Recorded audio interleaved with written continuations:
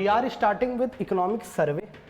तो इकोनॉमिक सर्वे में आपको पढ़ना क्या है, आज की क्लास में तो हम मेजर फोकस ये करेंगे कि इकोनॉमिक सर्वे से क्या क्या क्वेश्चन आ सकते हैं और मतलब प्री के लिए क्या क्या चीज़ें इंपॉर्टेंट है, कौन कौन से ट्रेंड इंपॉर्टेंट है, कितनी चीज़ें आपने इकोनॉमिक्स में पढ़ रखी हैं, और जो पार्ट ऐसा होगा जो मुझे लगेगा कि इकोनॉमिक सर्वे में बार बार कह रखा है उसकी डिटेल क्लासेस भी ली जाएगी। ठीक है, चैप्टर वाइज भी हम डिटेल क्लासेस लेंगे, लेकिन आज हम एक वन वे में इकोनॉमिक सर्वे पहले पूरा करेंगे within 1 hour, short span of 1 hour. ठीक है, इकोनॉमिक सर्वे में इतना टाइम खराब नहीं करना है क्योंकि एज सच एक दो क्वेश्चन जो आएंगे ट्रेंड से वो ऑलरेडी अगर इकोनॉमिक्स आपने अच्छे से पढ़ रखी है यहाँ पर तो that will be a cake walk. ठीक, फर्दर मोर ऐसा भी नहीं है कि पूरी पूरी बुक पढ़ लीजिए आप इकोनॉमिक सर्वे की, कोई फायदा नहीं है, एटलीस्ट प्री में तो नहीं है ज़्यादा, मेंस में फ़ायदा है जब आप ये पॉइंटर लिखेंगे, ये पॉइंटर जो इकोनॉमिक सर्वे कहते हैं, और वो पॉइंटर जो मोस्टली गवर्नमेंट ही हाईलाइट कर रही है जो डॉक्यूमेंट को, उससे ऑफिशियल और उससे फॉर्मल सोर्स कोई हो ही नहीं सकता, है ना। बाकी कितनी कोचिंग सेंटर्स की पढ़ लो, it is of no use. तो this is done by the government of India themselves, और हमारे चीफ इकोनॉमिक एडवाइज़र जिन्होंने इकोनॉमिक सर्वे प्रेजेंट करते हैं और इकोनॉमिक सर्वे को एडिट करते हैं, उनका नाम है V Anant Nageshwaram. Chief economic adviser है ministry of commerce, ministry of finance, government of India. अगर इकोनॉमिक सर्वे की बात करें तो इकोनॉमिक सर्वे बात यह होता क्या है, पहले तो ये डॉक्यूमेंट समझते हैं, आर्थिक समीक्षा होती क्या है।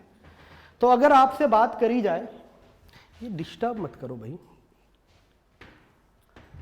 अब YouTube पे काटनी पड़ेगी ये वीडियो बीच की, काम बढ़वा दिया तुमने। तो इकोनॉमिक सर्वे की बात करें तो इकोनॉमिक सर्वे आर्थिक समीक्षा होती क्या है। अगर देखो हर इकोनॉमी की कुछ प्रॉब्लम्स होती है ना, what to produce, why to produce, for whom to produce, multiple problems होती हैं। क्यों प्रॉब्लम्स हैं? क्योंकि रिसोर्सेज जो हैं बहुत स्कार्स हैं, हर किसी की अनलिमिटेड वांट है और resources are limited.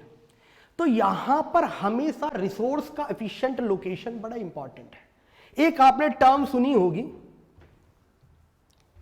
Constructive destruction of capital.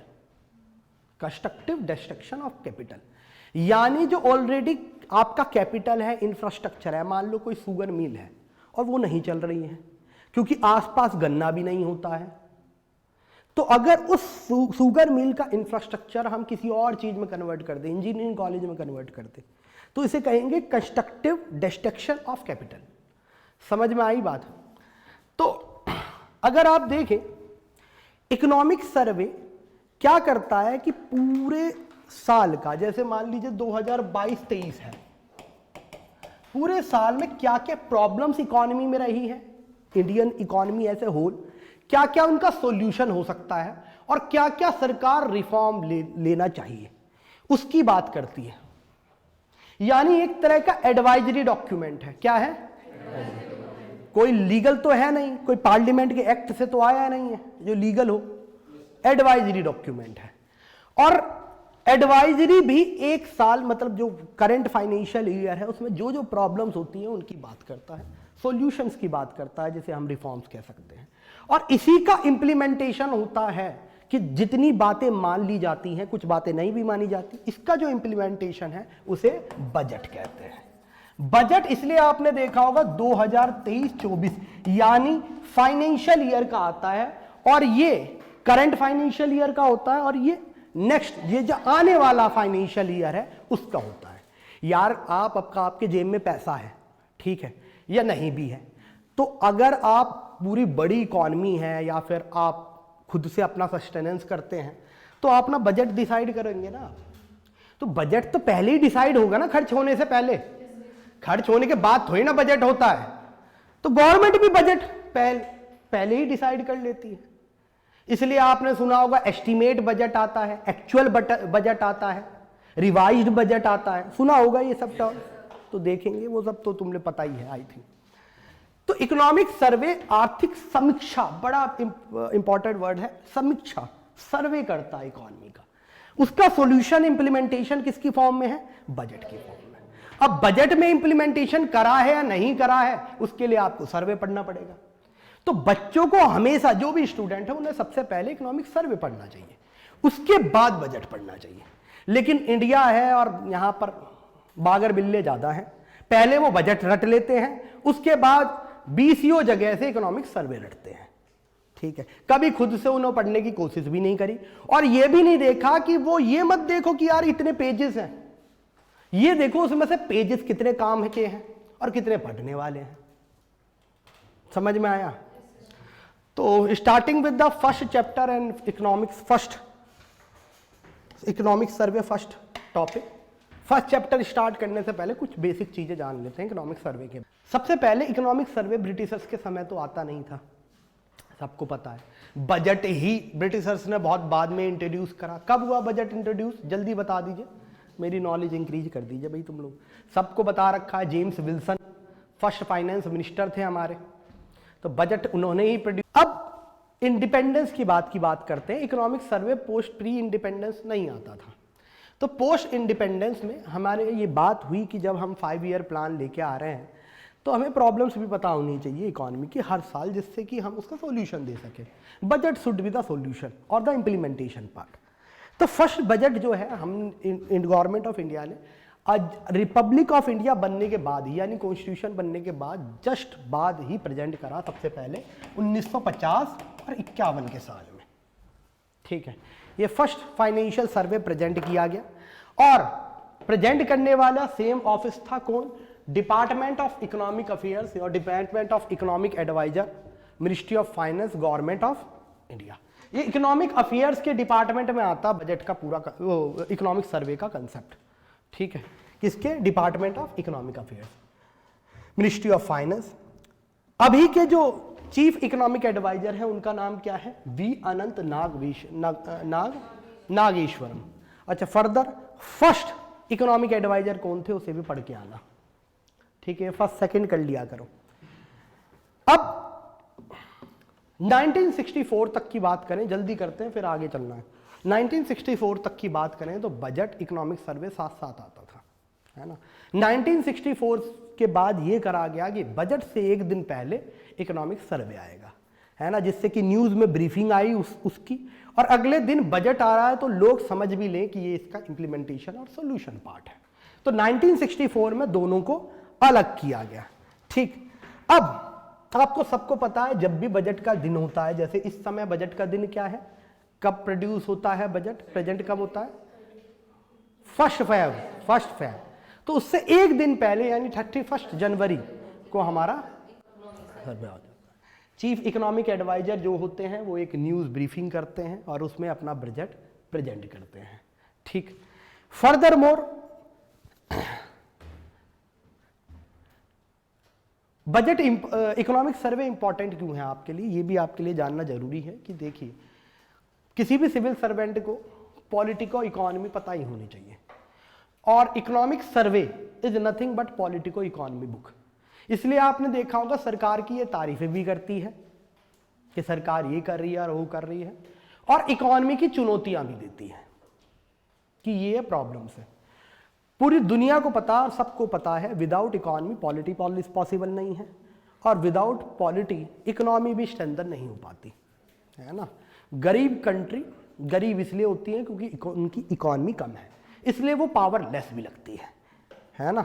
अमीर कंट्री छोटी सी ही हो लेकिन पावरफुल लगती है, जैसे यूके और नेपाल में आप कंपैरिजन कर सकते हैं, है ना। नेपाल की इकोनॉमी कम है तो हमें वो पावरलेस भी लगती है, यूके की इकोनॉमी ज़्यादा है तो पावरफुल भी लगती है। तो इकोनॉमी इज वेरी इंपॉर्टेंट, अगर इकोनॉमी पावरफुल है तो ही आपकी पॉलिटी भी पावरफुल होती है। समझ में आया आपको। अब starting from the first chapter जो बात कर रहा state of Indian economy recovery. अब रिकवरी क्या और रिकवरी किस चीज से, तो आपको पता है पास्ट 2 साल में इतनी सारी चीजें हुई हैं जितनी इस पूरी सेंचुरी में नहीं हुई, जिसे इकोनॉमिक सर्वे ने कहा है once in a century crisis. सबसे बड़ा क्राइसिस उसमें कोविड-19। सबको पता है कोविड-19 के कारण ग्लोबल सप्लाई चेन में डिसरप्शन हुआ। सबको पता है कोविड-19 से के कारण डिमांड जो है एकदम से कम हुई, बहुत सारे बिजनेसेस जो कॉन्टैक्ट बेस्ड थे वो कम हुए, किसी सेक्टर में बूम भी आया।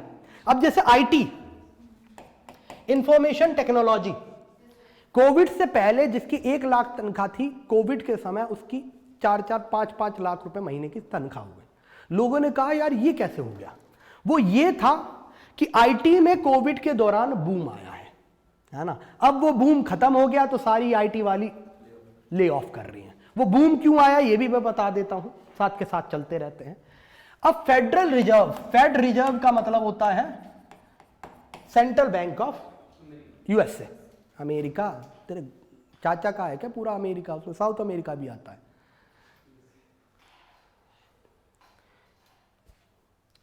क्या बोल रहा था? फेडरल रिजर्व ने कोविड के दौरान अपनी एक्सपेंशनरी मॉनेटरी पॉलिसी रखी। एक्सपेंशनरी मॉनेटरी पॉलिसी मतलब जब आपको पता है किसी भी साइकिल, किसी भी इकोनॉमी में जब रेसेशन आता है तो रेसेशन को खत्म करने के लिए और डिमांड को दोबारा सर्ज करने के लिए आप क्या करते हैं? पैसा पंप करते हैं, लोगों की परचेसिंग पावर बढ़ाते हैं। पता है ना, रेसेशन में होता क्या है कि supply is much more greater than the demand. लेकिन ये वाला रेसेशन भी अलग था, इसमें सप्लाई साइड का भी डिसरप्शन हुआ और डिमांड साइड का तो हुआ। तो फेडरल रिजर्व और इंडिया की या हो वर्ल्ड की कोई भी सरकार हो, उसने सब ने एक्सपेंशनरी मॉनेटरी पॉलिसी रखी।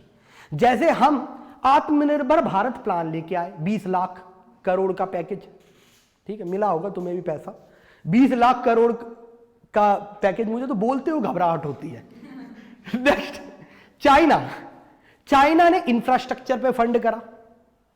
फर्दर आप देखेंगे जो वेस्ट का वर्ल्ड है उसने अपनी एक्सपेंशनरी मॉनेटरी पॉलिसी रखी कि एक तरह से फ्री में पैसा ले जाओ, 1% पे 0% पे भी क्या कहते हैं आपको लोन मिल जाएगा। और जब इतना लोन मिल जाएगा तो था क्या, इन सारी कंपनीज ने, लोन तो देना नहीं था, मतलब लोन इंटरेस्ट तो देना नहीं था, इन सारी कंट्रीज ने दबा के मार्केट से पैसा उठाया और वो पैसा किस में डिस्ट्रीब्यूट कर दिया? अपने एम्प्लॉयज में।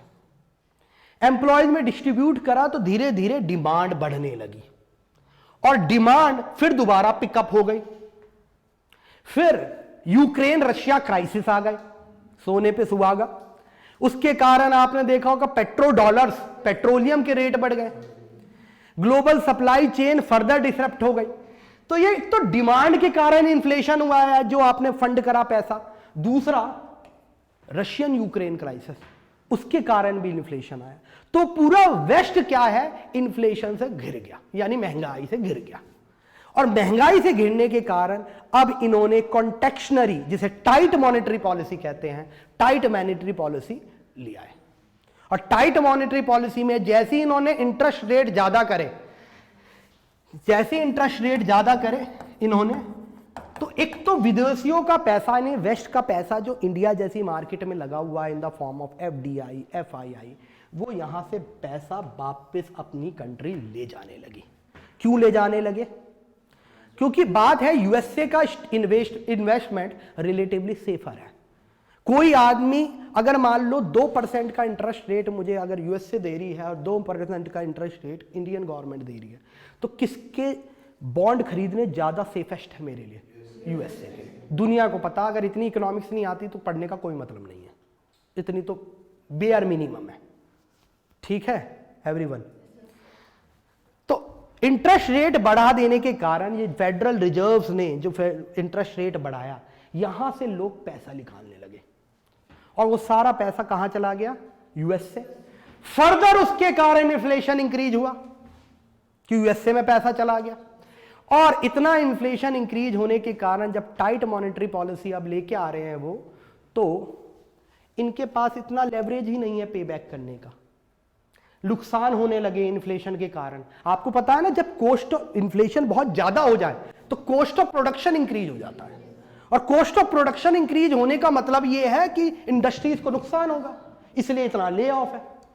इसलिए हमारे पास 40 साल का बच्चा भी आता है और कहता है मेरा हरियाणा पीसीएस निकलवा दो, और प्रोजेक्ट डायरेक्टर है किसी आईटी कंपनी में। बहुत सारे बच्चे ऐसे आते हैं, समझ में आया? Because it is dependent indirectly on other economy, the IT, everyone.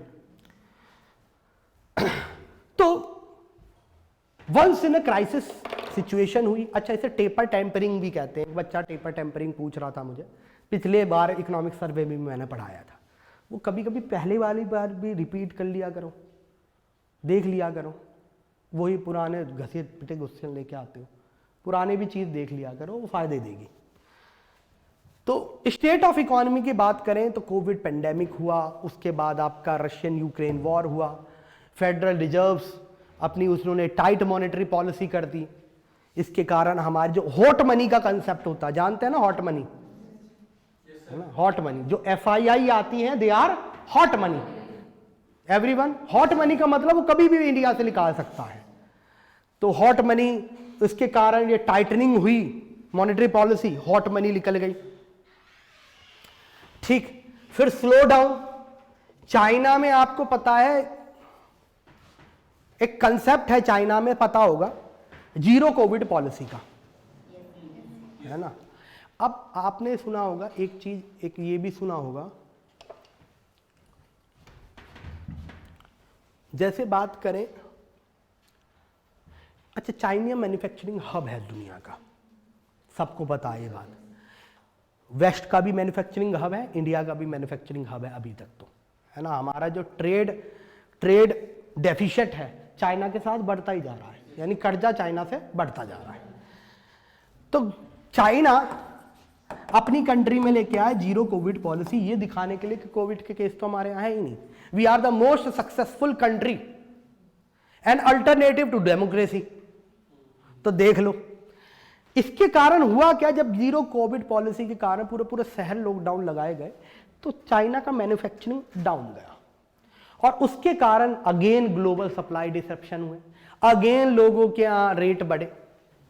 अब वेस्ट इसलिए सोच रहा है कि चाइना से जो उसकी आत्मनिर्भरता है उसे कम किया जाए, और यूएसए में और यूके जो ब्रिटेन और आपकी यूरोप की कंट्री है वहां पर मैन्युफैक्चरिंग बेस बनाया जाए। Again they are demanding. Even India में भी जैसे आपने सुना बहुत सारी कंट्री हैं और उनकी कंपनीज हैं जो इन्वेस्ट करने आ रही हैं in the form of manufacturing, because they want to divert the investment from China towards other countries. अपने यहां भी इंडिया की भी बात करें, जैसे इकोनॉमिक सर्वे बात करते हैं, और आपको पता है जो आनंद हमारे चीफ इकोनॉमिक एडवाइजर हैं, उन्होंने एक बहुत अच्छी लाइन करी मीडिया ब्रीफिंग में ही, और ये सब लाइन बड़ी इंपॉर्टेंट हो जाती है, जो इतना कैलिबर और इतना प्रपक्ता आदमी बोल रहा है तो इंपॉर्टेंट हो जाती है। उन्होंने कहा कि कुछ लोग कहते हैं कि इंडिया में प्री मैच्योर डी इंडस्ट्रियलाइजेशन हुआ। प्री मैच्योर डी इंडस्ट्रियलाइजेशन का मतलब कि जैसे सुन लो, इंडिया की इकॉनमी, सुन लो, आपको पता है हमेशा 4 फैक्टर्स ऑफ इकोनॉमी तो इंपॉर्टेंट होते ही हैं, दे आर बेयर मिनिमम। कौन कौन से 4 फैक्टर ऑफ इकोनॉमी है? Land, labour, capital, entrepreneur. हमेशा ये इंपॉर्टेंट है। कभी भी किसी इकोनॉमी में ये लैंड, लेबर, कैपिटल, एंटरप्रेन्योर ही शिफ्ट होते हैं from lower efficient job to higher efficient. Lower efficient job का मतलब, लोअर एफिशिएंट सर्विसेज का मतलब, या इकोनॉमिक एक्टिविटी का मतलब ये होता है जो लोअर एफिशिएंसी की होती है। जैसे कोई भी जगह हो या दुनिया की कोई भी सोसाइटी रही हो, तो आपको पता होगा वो सबसे पहले स्टार्ट करती है एग्रीकल्चर रेवोल्यूशन से, जिसे नियोलिथिक रेवोल्यूशन कहते हैं। समझ में आया बेटा? क्या कहते हैं? Agriculture revolution, also known as Neolithic revolution. उसके बाद वो इंडस्ट्रियल रेवोल्यूशन में आती है, मैन्युफैक्चरिंग ऑफ गुड्स, और उसमें भी आपने सुना होगा mass scale production, economies of scale production. Economies of scale का मतलब होता है एक एक्स्ट्रा प्रोडक्शन में आपकी कितनी कॉस्ट आई, अगर बहुत कम आ रही है तो आपकी इकोनॉमीज ऑफ स्केल की है। जैसे मैंने 100 पेन प्रोड्यूस करे और 50 और पेन प्रोड्यूस करूं, तो बेटा शुरुआत के जो 50 पेन है ना, उससे कम कॉस्ट आनी चाहिए मेरी जो नेक्स्ट 50 पेन में प्रोड्यूस कर रहा हूं। यानी एक्स्ट्रा इनपुट डालने पर मेरी कॉस्टिंग कम होनी चाहिए। ये उस तरह से है, मान लो तुम लोग बैठे हो, ठीक है, अब एक्स्ट्रा यहां पर 200 बच्चे बैठाए जाए तो मेरी कॉस्टिंग कम आनी चाहिए ना, ज्यादा आ रही है तो ऑफलाइन बंद करके ऑनलाइन पढ़ाओ खाली। समझ में आया एवरीवन? देखो तुम्हें सारा समझाता रहा तो फिर भी, तो एग्रीकल्चर जो है आपने देखा होगा सबसे पहले किसी भी इकोनॉमी का जो रिसोर्सेस है, लैंड, लेबर, कैपिटल, एंटरप्रेन्योर, वो इनिशियल एक्टिविटी में आता है, फिर जाता है इंडस्ट्रियल रेवोल्यूशन में, और उसके बाद जाता है सर्विस सेक्टर में, आईटी रेवोल्यूशन। समझ में आया? इंडिया में क्या हुआ, एग्रीकल्चर में भी लैंड, लेबर, कैपिटल, एंटरप्रेन्योर या उसके बाद ये शिफ्ट होता है मैन्युफैक्चरिंग में, और उसके बाद शिफ्ट होता है सर्विसेज में। पूरी दुनिया में ऐसा ही हुआ है, ठीक। लेकिन इंडिया में कुछ लोग कहते हैं कि हम मैन्युफैक्चरिंग हमारा 14 से 15% ही जीडीपी पे आ पाया था, हम डायरेक्टली सर्विस सेक्टर पे जंप कर गए, तो प्री मैच्योर डी इंडस्ट्रियलाइजेशन हो गया। यानी डी इंडस्ट्रियलाइजेशन तो होता है, सर्विस सेक्टर आती है, लेकिन प्री मैच्योर नहीं, इट शुड बी मैच्योर होने के बाद। हमारे यहां प्री मैच्योर डी इंडस्ट्रियलाइजेशन हो गया, इसलिए लोग कुछ लोग कहते होंगे, आपने सुना होगा कि हम डायरेक्टली मैन्युफैक्चरिंग सर्विस शिफ्ट करके सर्विसेज में भाग गए, हमने मैन्युफैक्चरिंग सेक्टर हमारा बूम पे आ ही नहीं पाया। सुना होगा आपने, इसे प्रीमेच्योर डी इंडस्ट्रियलाइजेशन कहते हैं। हमारे चीफ इकोनॉमिक एडवाइजर का राइटली कहना है कि हमारे इंडिया में प्रीमेच्योर डी इंडस्ट्रियलाइजेशन नहीं हुआ, हमारे यहां बस ये हुआ कि हम अपनी मैन्युफैक्चरिंग में इंफ्रास्ट्रक्चर का डेवलपमेंट नहीं कर पाए और इकोनॉमीज ऑफ स्केल नहीं दे पाए। वो डी इंडस्ट्रियलाइजेशन नहीं हुआ है। अगर डी इंडस्ट्रियलाइजेशन होता तो हमें अभी मेक इन इंडिया कहने की जरूरत ना पड़ती, ठीक है। तो there are problem with economy, particularly the manufacturing sector, कि उसमें इंफ्रास्ट्रक्चर का डेवलपमेंट नहीं हो पाया, इकोनॉमीज ऑफ स्केल का डेवलपमेंट नहीं हो पाया। That is the problem. चले आगे, समवाट टिपिकल, चलो। इसलिए आपने देखा होगा, देखो यही शिफ्ट होता है हमेशा। लैंड हर कंट्री के पास है ना, चाइना के पास भी, इंडिया के पास भी है। लेबर जहां सस्ता हो वहीं जाती है इकोनॉमी, इसे छोड़ते हैं लेबर को, इधर आते हैं। लैंड हर किसी के पास है, कैपिटल, पैसा वेस्ट के पास है, ये तो कॉमन सेंस है, गधा भी बता देगा। अमेरिका के पास ज्यादा पैसा है एज कंपेयर टू बिहार। समझ में आया? Next, entrepreneur, profit making skill. तो ये स्किल किसी पे भी हो सकती है, वेस्ट पे भी हो सकती है, हमारे अडानी पे भी हो सकती है, और वहां पर जो वॉलमार्ट है उन पे भी हो सकती है, ठीक है। तो वो स्किल्स है। अब सिंपल सी बात है, लैंड कैपिटल एंटरप्रेन्योर। लैंड सबके पास है, कैपिटल वेस्ट से आएगा, एंटरप्रेन्योर मिला जुला। सबसे इंपॉर्टेंट है लेबर। लेबर जहां शिफ्ट हो, जहां सस्ता होता है वहीं आपने देखा होगा बिग मैन्युफैक्चरिंग शिफ्ट होती है। पहले लेबर चाइना में सस्ता था तो वहां शिफ्ट हुई, आज लेबर इंडिया में सस्ता है तो इंडिया में शिफ्ट हो रही है। अफ्रीका में क्यों जाते हैं हम एफडीआई लेकर, सो कॉल्ड एयरटेल की एफडीआई, सस्ता लेबर, ठीक, और डिमांड, खरीदने वाले लोग भी, ठीक है। चलिए, तो स्टेट ऑफ इंडियन इकोनॉमी में देखते हैं, आगे चलिए।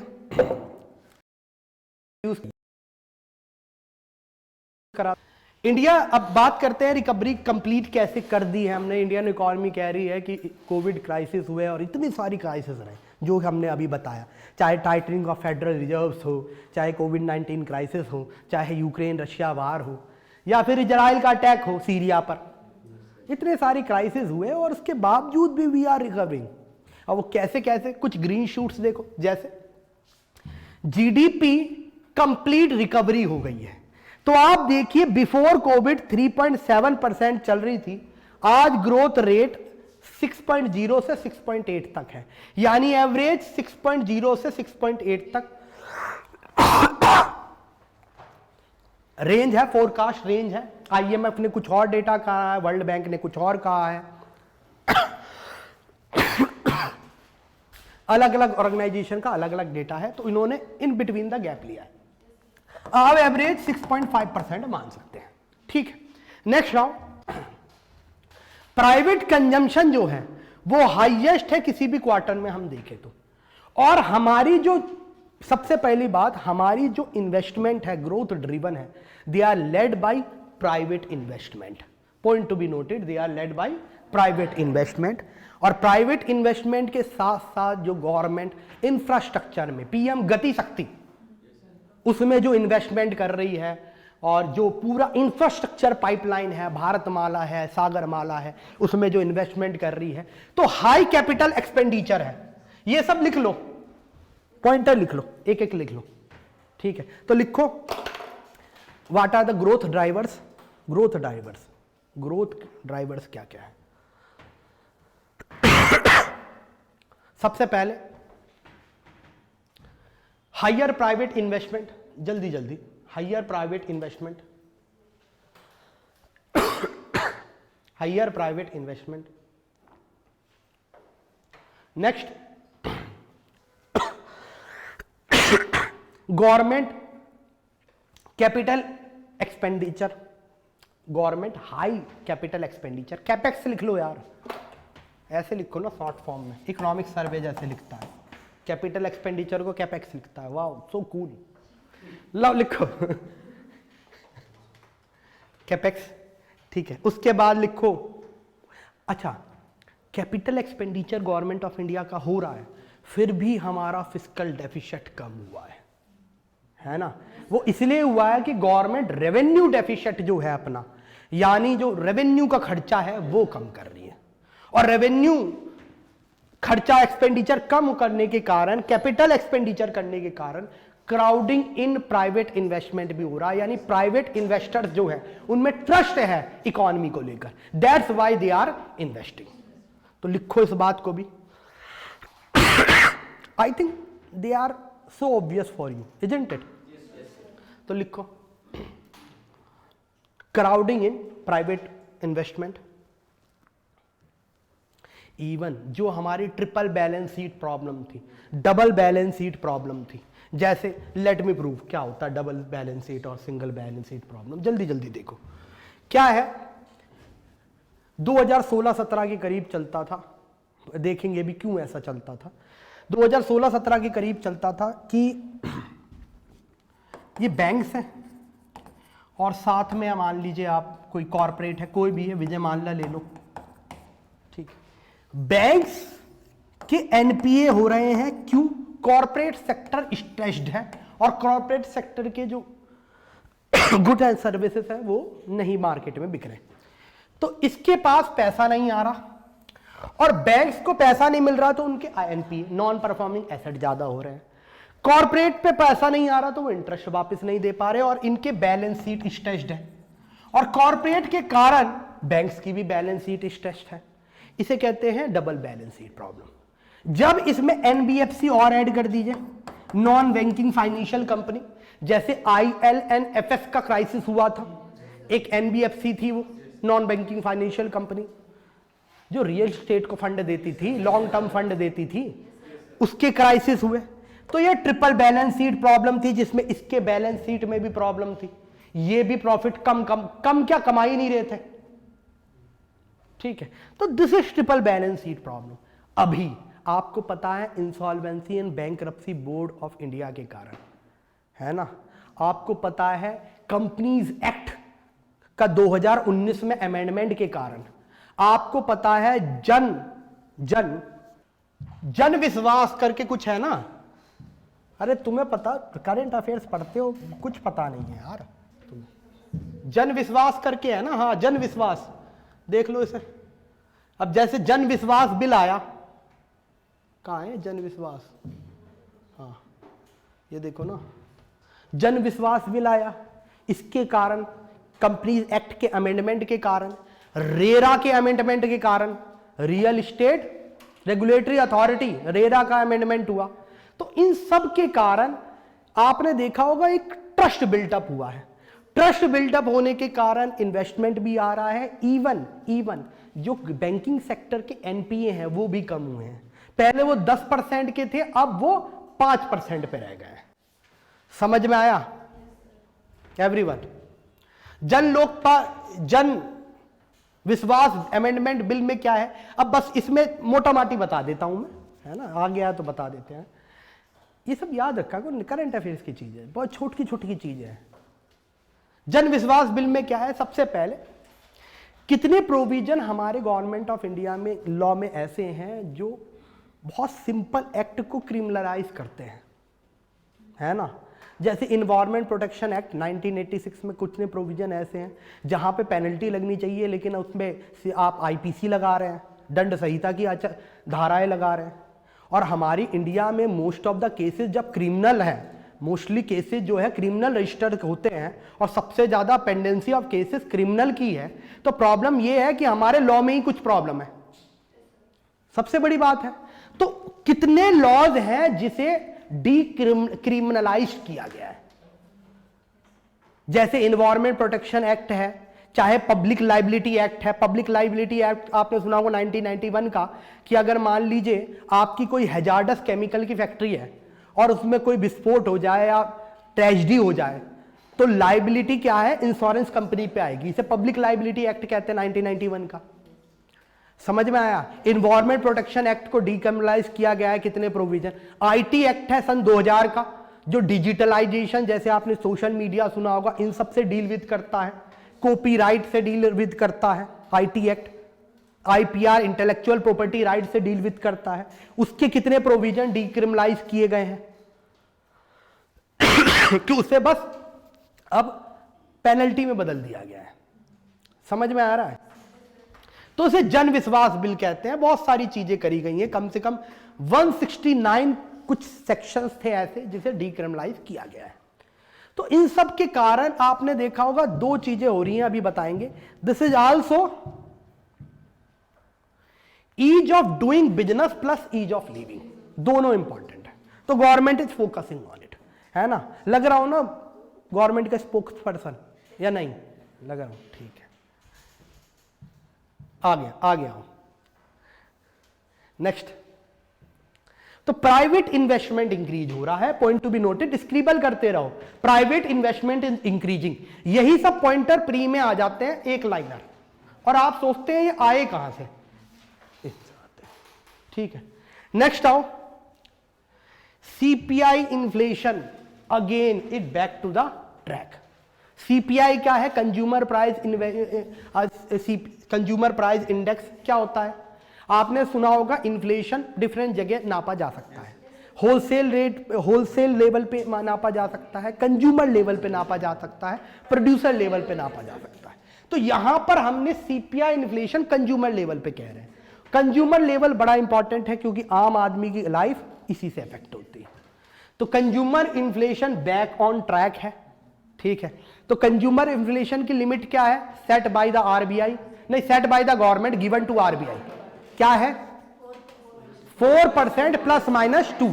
तो आप देखेंगे ये अपर लिमिट जो है 4% प्लस माइनस 2 की 6% अपर होगी ना, 6% से विद इन आ गया है दिसंबर 2022 में, ठीक है। आगे चलें।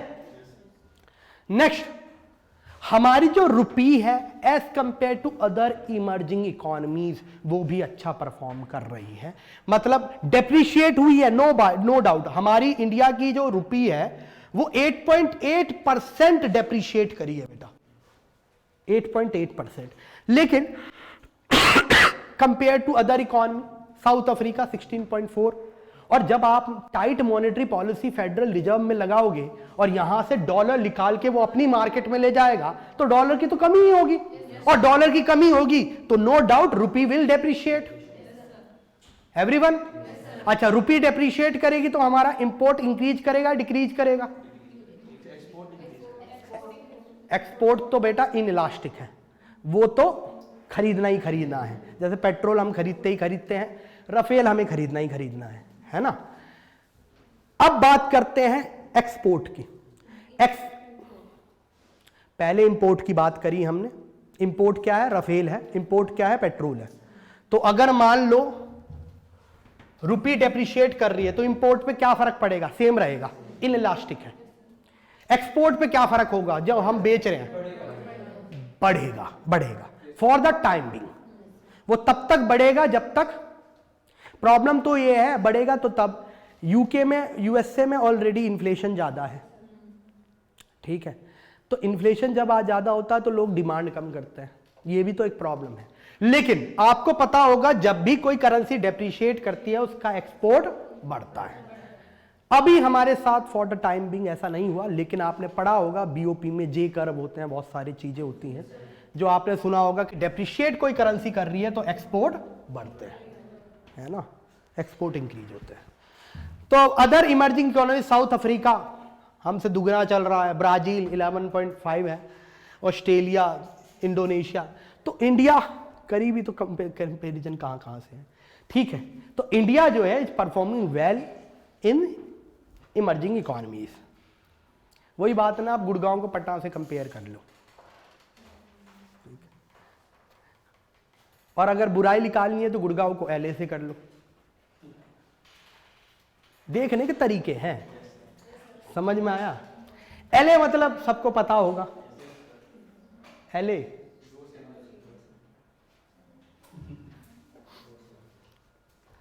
एलए लॉस एंजलिस है ना, कैलिफोर्निया।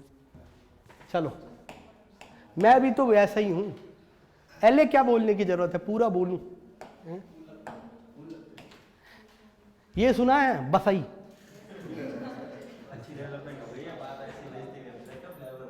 देखो मैं कब करता हूं, मैं तो खुद घर वहीं में ले रहा हूं मजाक कर। इधर आ, अब हर जगह रिकवरी हुई है अक्रॉस द सेक्टर्स। जैसे हम अगर बात करें तो बेटा ये देखो, ये प्री कोविड है, ये आफ्टर कोविड है, और ये बेस लाइन है। देखो pre Covid, after Covid, base line तो कहीं नहीं दे रखी है, इसमें बस सेक्टर ले रखे हैं, एग्रीकल्चर ले रखा, इंडस्ट्री ले रखा, सर्विसेज ले रखा। तो हम देख रहे हैं कि जो सर्विसेज है वो इंक्रीज हुई है, ठीक है। अच्छा, सर्विसेज कॉन्टेक्ट लेस इंक्रीज हुई हैं। कॉन्टेक्ट सर्विसेज अभी भी प्री कोविड के 90% ही आ पाई हैं, अभी वो 100% भी नहीं आई, यानी फुल रिकवरी नहीं है ये कॉन्टेक्ट वाली सर्विसेज। कॉन्टेक्ट वाली सर्विसेज जैसे कोचिंग सेंटर, सलून, जितनी भी कॉन्टेक्ट सर्विसेज होती हैं, हॉस्पिटैलिटी, टूरिज्म, वो 90% पे ही आ पाया है, 100% रिकवर नहीं हुआ है। चले आगे, तो एग्रीकल्चर एवर सेम ही चल रहा है। उसके बाद खाओगे तो हो ही यार, कोविड आ जाए, कुछ ही आ जाए, ज्वालामुखी फट जाए, खाओगे तो हो ही, तो वो तो नॉर्मल है। इंडस्ट्री आप देखें, ये प्री कोविड लेवल से समवाट सेम लेवल पे आ गया है, इसकी फुल रिकवरी हो चुकी है। और इंडस्ट्री तो सर्विसेज एज ऑफ नाउ तो है ही। इसमें मोस्टली सर्विसेज का जो राइज हुआ है वो कॉन्टेक्ट लेस वाली है, कि घर से फोन पे ऐप है और बुक कर लिया खाना, है ना, ऐप है परचूना मंगवा लिया, किराना स्टोर पे जाने की जरूरत नहीं है। तो ये वाली सर्विसेज इंक्रीज हुई है। एवरीवन आगे चलें। ग्रॉस फिक्स्ड कैपिटल फॉर्मेशन क्या होता है? ये कुल मिलाकर आप अभी के लिए इतना समझिए, वैसे तो इसमें ग्रॉस फिक्स्ड होता है, फिर एक फिक्स्ड कैपिटल फॉर्मेशन होता है, ठीक है। तो वो सब अभी नहीं करना है, डिफरेंस क्या है और क्या नहीं है, वो बहुत जिन्हें नई इकोनॉमिक्स आती है उनके लिए डिफिकल्ट है फिर, क्योंकि वो फिर चैप्टर वाइज चलना पड़ेगा। तो चैप्टर वाइज भी पढ़ाया जाएगा आपको, ऐसा सुनाओ। तो ग्रॉस फिक्स्ड कैपिटल फॉर्मेशन यानी एक तरह से ये मान लीजिए जो हम कैपिटल फॉर्मेशन कर रहे हैं, यानी इंफ्रास्ट्रक्चर डेवलपमेंट कर रहे हैं, जो फर्दर प्रोडक्शन के लिए हम कैपिटल फॉर्मेशन करते हैं, वो भी इंक्रीज हुआ है अप टू कितना, अराउंड 34-35% ऑफ जीडीपी, ठीक है। मतलब अभी आप देखें कि क्रॉस फिक्स्ड कैपिटल फॉर्मेशन अब 35-34% ऑफ जीडीपी है ना। नेक्स्ट, जो कैपेसिटी है वो भी प्री कोविड लेवल से अगर देखी जाए तो जो डिप हुई थी कैपेसिटी यूटिलाइजेशन, वो भी अब रिकवर कर चुकी है एज ऑफ नाउ। फर्दर ये आपकी बिजनेस एक्सपेक्टेशन इंडेक्स से है, BEAI से। फर्दर अगर इधर देखें, हाँ, प्राइवेट इन्वेस्टमेंट इंक्रीज हुआ है, जैसे कि मैंने बताया था कि अभी 3.3% ऑफ 3.3 लाख रुपीज है, 3.3 lakh rupees is the private capital expenditure. Direct tax collection भी इंक्रीज हुआ है, यानी टैक्स बायोंसी आई है, टैक्स बायोंसी मतलब percentage change in GDP upon percentage change in tax, यानी जितनी जीडीपी बढ़ रही है उससे टैक्स कितना इंक्रीज हो रहा है, इसे हम कहते हैं टैक्स बायोंसी। तो टैक्स बायोंट है, डायरेक्ट टैक्स भी बायोंट है, इवन इनडायरेक्ट टैक्स भी बायोंट है, तो ये क्वेश्चन पूछ लिया जा सकता है। चले आगे, उसके बाद देखो चैप्टर वाइज एनालिसिस भी करेंगे, लेकिन अभी 1 घंटे की 1 से 1.5 घंटे की क्लास में हम वो देखेंगे जो प्री के लिए इंपॉर्टेंट है, ठीक है। नेक्स्ट आओ,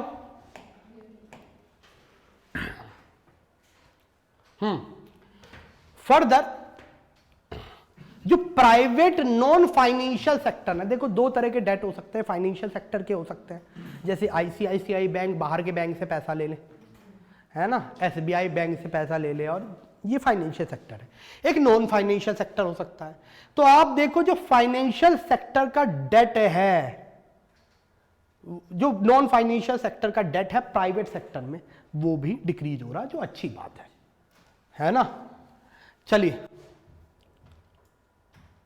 आगे, gross NPA is again decreasing, gross NPA भी डिक्रीज कर रहे हैं।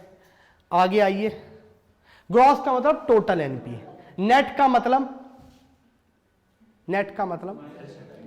हाँ नहीं, नेट का मतलब ये होता है कि ग्रॉस एनपीए में तो जो भी 3 महीने के अंदर पेमेंट नहीं आई सब ग्रॉस एनपीए है, लेकिन उसमें से कुछ एक्सपेक्टेड भी है ना, किसी की आप रिस्ट्रक्चरिंग ऑफ लोन करेंगे, किसको मोरेटोरियम देंगे कि बाद में दे दियो, तो ये सब जो है वो ग्रॉस एनपीए का पार्ट बन जाता है।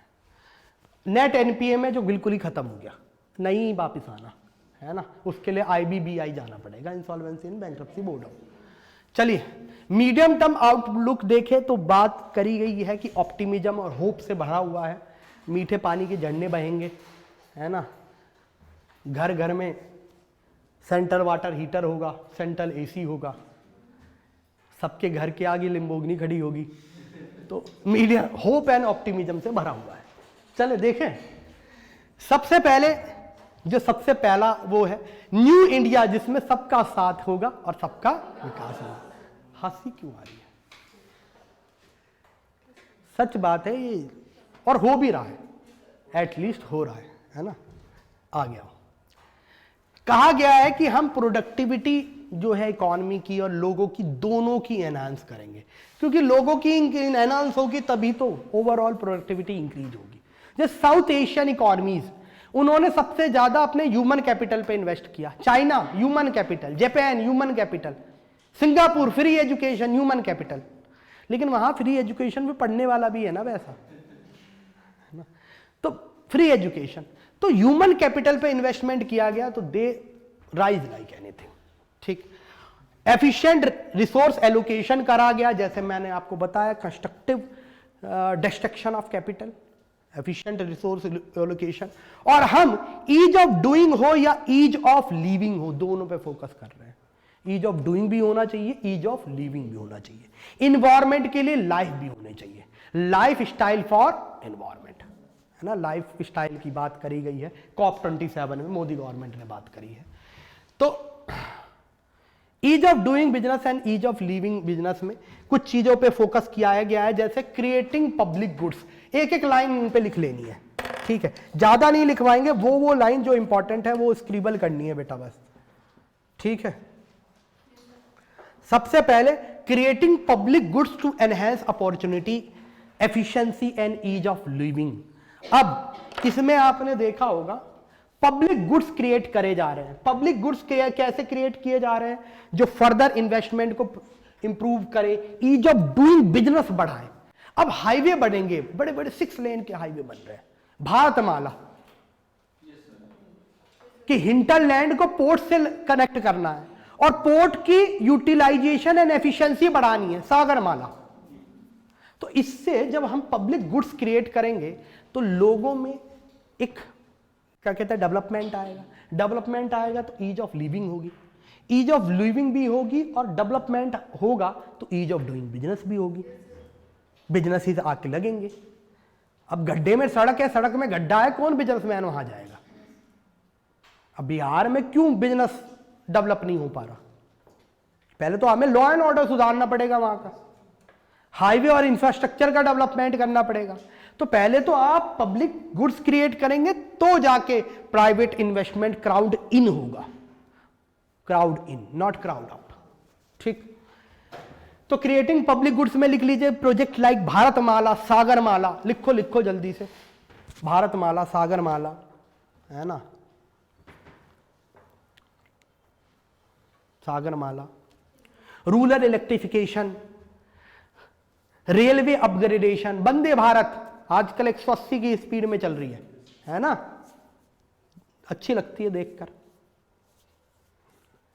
ऐसी बात करूं ना बस, ठीक है, लिखो Bharatmala, Sagarmala, railway upgradation, air root develop करे जा रहे हैं, जैसे आपने सुना होगा 50 से ज्यादा न्यू एयरपोर्ट बनाने की बात हुई है, ठीक है, वो स्कीम सुने हुए, उड़े देश का आम नागरिक, तो उड़ान, ठीक है, इवन नेशनल इंफ्रास्ट्रक्चर पाइपलाइन हो कि सारे इंफ्रास्ट्रक्चर को एक पाइपलाइन मतलब एक कोहेरेंट अप्रोच से उसे कंप्लीट करेंगे, है ना। पैसा कहां से आएगा?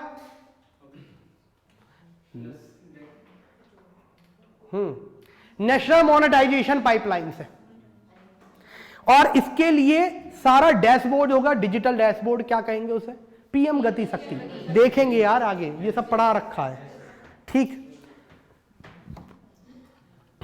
फाइनेंशियल इंक्लूजन हुआ, जैम ट्रिनिटी हुई, जैम जैसे जनधन आधार, मोबाइल टेक्नोलॉजी से इंक्लूड करके, देखिए मोबाइल से अगर आप किसी को जोड़ रहे हैं, यूपीआई और इन सब से जोड़ रहे हैं, तो उसके लिए एक अच्छी चीज ये भी है कि मान लीजिए किसी के पहले तो इनफॉर्मल इकॉनमी थी, लेकिन डिजिटल इकॉनमी आने के कारण फॉर्मलाइजेशन ऑफ इकॉनमी बढ़ा है। जैसे मान लीजिए कोई दुकानदार है, छोटा दुकानदार है, उसके पास यूपीआई पे पेमेंट आती है, तो बहुत सारे वो डेटा लेते रहते हैं, उसके बाद उसे लोन भी ऑफर करते हैं एट द क्राइसिस पीरियड, समझ में आया। तो ऐसे में हमने फाइनेंशियल इंक्लूजन किया है। तो जनधन आधार मोबाइल जो मोदी गवर्नमेंट लेके आई थी सन 2014 के करीब, this was a wonderful scheme. तो they are creating public goods, ease of doing and ease of living. Next trust based governance, trust based governance, trust based governance में जैसे गवर्नमेंट में देखा होगा इंसॉल्वेंसी एंड बैंक्रप्सी बोर्ड बनाया गया, insolvency and bankruptcy reforms आए। ये क्या है? एनपीओ को, यानी क्रेडिटर और डेटर दोनों नुकसान में ना हो, इसके लिए इंसॉल्वेंसी एंड बैंक्रप्सी बोर्ड बनाया गया और रिफॉर्म्स किए गए, ठीक है। जो हमारा क्रेडिट कल्चर है उसे इंक्रीज किया गया। तो बात यह है कि ट्रस्ट बेस्ड गवर्नेंस में इवन रेरा में अब यह है कि 500 स्क्वायर मीटर से ज्यादा का प्लॉट है, और अगर आप होम बायर है तो RERA, real estate regulatory authority का भी कहना है कि जितने भी बिल्डर्स हैं उन्हें कंपलसरी रजिस्ट्रेशन कराना पड़ेगा, ठीक है। फर्दर आप अगर टाइम पर प्लॉट नहीं दे पाते, टाइम पे वो नहीं दे पाते, तो ग्रीवांस रिड्रेसल के लिए उनके लिए अलग से अथॉरिटी बनाई गई है रेरा के अंदर, ठीक है। फर्दर रेरा को और मॉडर्नाइज किया गया है to the needs and the cater the today's population, जो भी होम बायर्स हैं उनकी जरूरतों को रखा गया है रेरा में।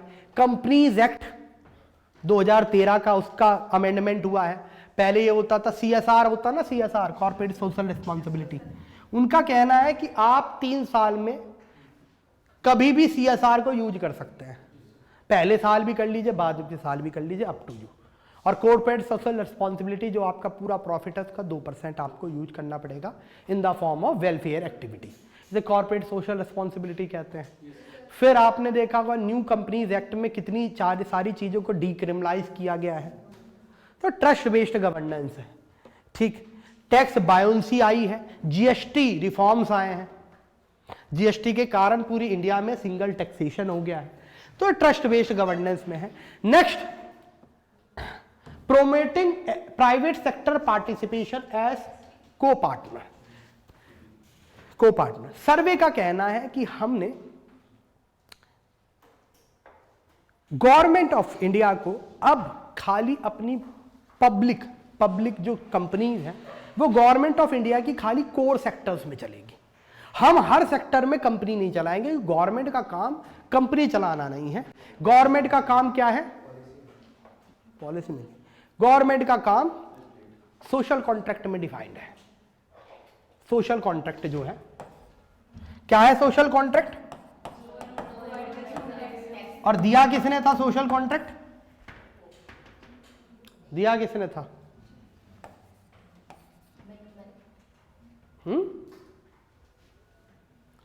सोशल कॉन्ट्रैक्ट क्या कहता है, पहले तो ये बताओ। गवर्नमेंट का काम है आपको लॉ एंड ऑर्डर देना, और सिटीजन का काम है टैक्स देना। ठीक है। 1990s के बाद वॉशिंगटन कंसेंसस आया, उसने गवर्नमेंट के लॉ एंड ऑर्डर के साथ साथ यहां पर वेलफेयर भी जोड़ दिया, क्योंकि without welfare law and order maintain हो ही नहीं सकता। कोई बहुत ज्यादा गरीब है, बहुत ज्यादा अमीर है, उसमें कैसे, गरीबी में आप कैसे लॉ एंड ऑर्डर मेंटेन करेंगे? है ना, खाना तो होना चाहिए। खाली पेट जानवर है ना, कौन सी फिलॉसफी समझाएंगे उसे? तो वेलफेयर भी इंपॉर्टेंट है। ठीक, चलो। किसने दिया था सोशल कॉन्ट्रैक्ट? रूसो ने। ठीक है, देख के बताना पड़ा। Same on all of you. ठीक है, इतनी छोटी बात। चलो नेक्स्ट। तो प्राइवेट सेक्टर को को पार्टनर की तरह डेवलप किया जा रहा है। Even privatisation of air India हुआ, ये भी इकोनॉमिक एडवाइजर जो है उन्होंने कहा एयर इंडिया का हमने प्राइवेटाइज किया। फर्दर हम जो भी नॉन स्ट्रेटेजिक सेक्टर है उन्हें प्राइवेटाइज करेंगे, वहां से पैसा लेके आएंगे नेशनल मोनेटाइजेशन पाइपलाइन में, और नेशनल मोनेटाइजेशन पाइपलाइन का खर्चा होगा नेशनल इंफ्रास्ट्रक्चर पाइपलाइन में। यानी पुराने पैसे से, यानी कंस्ट्रक्टिव डिस्ट्रक्शन ऑफ कैपिटल करेंगे और नया प्रोजेक्ट लेके आएंगे और नई कंपनी लेके आएंगे जो कोर कंपनी होगी। ठीक है। गवर्नमेंट अब ये नहीं है कि खाली बैंक ही चला रही है, गवर्नमेंट का काम बैंक चलाना नहीं है। ठीक है। गवर्नमेंट, बात है ना, एक आदमी सारे काम करे तो वो कुछ अच्छा नहीं करेगा। तो बात है गवर्नमेंट का स्पेशलाइजेशन नमक बनाने में थोड़ी ना होना चाहिए। गवर्नमेंट का स्पेशलाइजेशन हवाई जहाज चलाने में, क्या स्पेशलाइजेशन है गवर्नमेंट का? क्यों चलाए गवर्नमेंट हवाई जहाज, प्लेन क्यों चलाए? उसके पास खुद की एयरफोर्स है। वैसे भी प्रधानमंत्री जाते हैं तो एयरफोर्स के साथ जाते हैं। ऐसा तो है नहीं कि एयर इंडिया नहीं रहेगी तो कोई ले नहीं जाएगा उन्हें, है ना? तो फिर क्या मतलब एयर इंडिया का? क्यों एक हवाई चप्पल वाला हवाई यात्रा के पैसे दे रहा है? प्रॉब्लम तो ये भी है। या तो एयर इंडिया प्रॉफिटेबल होती इतनी तो अलग बात है, लेकिन आप हवाई चप्पल से हवाई यात्रा तक के सपने दिखा सकते हो, लेकिन हवाई चप्पल वाले से हवाई यात्रा के पैसे लेना ये इनह्यूमेन है। समझ में आया? चलिए, तो काफी मीडियम टर्म ग्रोथ में देखें तो प्राइवेट सेक्टर को इन्वॉल्व किया जा रहा है इन को पार्टनर ऑफ डेवलपमेंट। इवन आपने देखा होगा गवर्नमेंट बहुत सारी सेक्टर में प्रोडक्शन लिंक इंसेंटिव स्कीम लेके आई, PLI स्कीम। टेक्सटाइल सेक्टर में वो लेके आई है, फार्मास्यूटिकल सेक्टर में वो लेके आई है, जो एक्सपोर्ट वाले सेक्टर हैं उनमें वो लेके आई है। और प्रोडक्शन लिंक इंसेंटिव स्कीम का क्या मतलब है कि जैसे जैसे आपका प्रोडक्शन इंक्रीज होगा, 10 से 15% आपके प्रोडक्शन मतलब इंक्रीज हो रहा है, तो अगर हर प्रोडक्शन इंक्रीज पे जो आप प्रोडक्शन इंक्रीज कर रहे हैं और फर्दर एक्सपोर्ट भी कर रहे हैं, तो 10 से 15% गवर्नमेंट रिम्बर्स करेगी आपकी कॉस्टिंग का। तो that is production link incentive scheme, वो बढ़ाई जा रही है। लिख ले बेटा, स्क्रिबल कर ले, प्रोडक्शन लिंक इंसेंटिव स्कीम। ठीक है। Even emergency credit line guarantee provide की है। Emergency credit line guarantee scheme है ना, जो क्या करती है, MSME, डिस्ट्रेस MSME जो है उन्हें कोलेट्रल फ्री लोन दिलवाती है। कोलेट्रल फ्री मतलब विदाउट किसी गारंटी के लोन प्रोवाइड करती है micro small and medium enterprise को। ठीक है। क्या हुआ? हाँ, कोविड के वजह से जिनमें जहां पे प्रॉब्लम आई है। Next, agriculture productivity. Agriculture productivity के लिए गवर्नमेंट, आपने बताया, बहुत सारे रिफॉर्म करें। सॉइल हेल्थ कार्ड लेके आई है, ठीक है। इवन क्या लेके आइए बेटा, हाँ फसल बीमा योजना लेके आइए, खैर वो तो बहुत पहले की हो गई, लेकिन फसल बीमा योजना कह सकते हैं। आपने सुना होगा एग्रीकल्चर के लिए इंफ्रास्ट्रक्चर फंड बनाया है गवर्नमेंट ने इसी बजट में, है ना, इंफ्रास्ट्रक्चर फंड बनाया है। इवन जो प्राइवेट पार्टिसिपेशन है उसे इंक्रीज कर रही है गवर्नमेंट। किसान रेलवे यानी डेडिकेटेड किसान रेलवे चलाने की बात कर रही है, जो चला भी रही है। और नेशनल एग्रीकल्चर मार्केट ई-नैम जैसी बहुत सारी चीजें हुई हैं, एक एक करके बजट में देखेंगे कि क्या क्या किया है। तो ये तो वो बात है कि जो गवर्नमेंट खुद कह रही है कि हम क्या क्या कर रहे हैं, ठीक है। प्रॉब्लम्स अभी आएंगे, रुक जाओ। नेक्स्ट इसमें देख भी सकते हो कि ये चीजें तो हमने करी है। यूपीआई दे लो, देख लो, एग्रीकल्चर इंफ्रास्ट्रक्चर फंड कह दो। इस बार जो हमारी फाइनेंस मिनिस्टर है उन्होंने इसकी स्टार्टिंग भी कर दी। अरे एग्रीकल्चर इंफ्रास्ट्रक्चर फंड, ठीक। नेक्स्ट फिजिकल इंफ्रास्ट्रक्चर में डेवलप हो रहा है, ये भी इसने दिखाया है। जैसे आप देखिए रेलवे ट्रैक्स जो 100, अगर मान लीजिए रेलवे ट्रैक 100 थे 2011 में, अब वो 114 है 2020 में। कार्गो हैंडलिंग पोर्ट जो है वो आप देखेंगे 180 हो गए हैं। इंस्टॉल्ड इलेक्ट्रिसिटी कैपेसिटी जो है वो 215 हो गई है। स्कोर है बेटा ये। नेशनल हाईवे में जो 100 था आज वो 87 हो गया है, 187 हो गया है। तो ये परसेंटेज इंक्रीज आप कर सकते हैं, ठीक। ये परसेंटेज इंक्रीज है, but they have given in the 100 से उन्होंने 14% इंक्रीज हुआ है। 100 से 180, 80% इंक्रीज हुआ है। 100 से 215 कितना, 115% इंक्रीज हुआ है। 100 से 187, 87। समझ में आई बात? बस उन्होंने लिख दिया किलोमीटर और इन सब में आप देख लेना, कॉमन सेंसिकल ग्राफ। इधर आओ अब नेक्स्ट, ग्रॉस एफडीआई। इवन हमारी इंडिया के सेंटीमेंट, गवर्नमेंट सेंटीमेंट या इंडिया में आप देखेंगे इतने जो इन्वेस्टमेंट सेंटीमेंट है वो अच्छे खासे हैं। इवन हमारा एफडीआई आप देखो, ये जो प्री कोविड लेवल है उससे छोड़ो, जो लास्ट डिकेड का जो आप 2005 से 2015 तक का डेटा दिखाया गया, 2013-14 तक का, कि यहां पर हमारा एफडीआई जो एवरेज था वो 2.2% था। लास्ट 5 ईयर में जो 2015 से 2000 फाइनेंशियल ईयर 2021 तक देखेंगे, जो एवरेज एफडीआई है विद रिस्पेक्ट टू जीडीपी वो 2.6% हो गया है। समझ में आया? तो ट्रेंड है ये, आपको पता रखने हैं, ठीक है। आगे आइए। अ पैरेलल बिटवीन 1998 से 2014 एंड 2014 से 2022। गवर्नमेंट ने कहा कि जैसे पोखरण 1 हुआ था, 1999 में कारगिल हो गया था, बहुत सारी प्रॉब्लम्स रही थी इस पीरियड में भी, और हमने उसके बावजूद भी स्ट्रक्चरल रिफॉर्म्स करे थे। इकोनॉमिक सर्वे का कहना है इस समय भी बहुत सारे शोक्स लगे इकोनॉमी में, उसके बाद हमने स्ट्रक्चरल रिफॉर्म करे। यहां जो स्ट्रक्चरल रिफॉर्म करे उसका हमें रिजल्ट मिला 2004-5 के बाद 2010 तक, ठीक। यहां जो कर रहे हैं गवर्नमेंट कह रही है 2023 से 2030 तक, 2023 से 2030 तक मीठे पानी के झरने बहेंगे, ठीक है। तो इफेक्ट्स टू द इकोनॉमी रहे, उसके बाद भी हमने रिफॉर्म्स करा, ठीक है। क्या कह रही, मुझे बस अपने 15 लाख चाहिए? मैं नहीं मानूंगी, ये कौन, ये ऐसा कहा भी नहीं गया था।